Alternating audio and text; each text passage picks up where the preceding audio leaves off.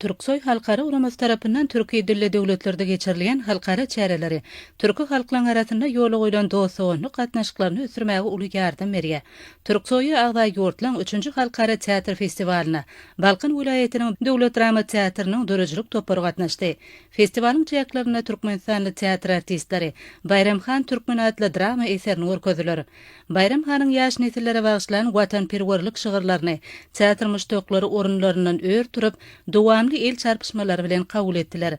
Netijede teatrın dörejilik topary Halkara teatr festiwalynyň ýokary bayragyna, sahna oýunyna milli medeniýeti iň gowy dawaralandyran Uçyn adly bayragy festiwalyň kubogyna hemde Türksoy'un hormat hatyna münasip boldylar.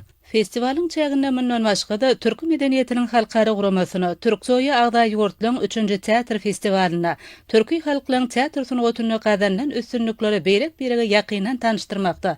Teatr artistleriniň, rejissorlarynyň özara tejribe alşmaklaryna, dostlugyny gatnaşyklaryna hasam netijeli häsiýetde ösürmekde ören ähmiýetli boljak ustatlyk sapaklary, tejribe alşmatlary geçirildi.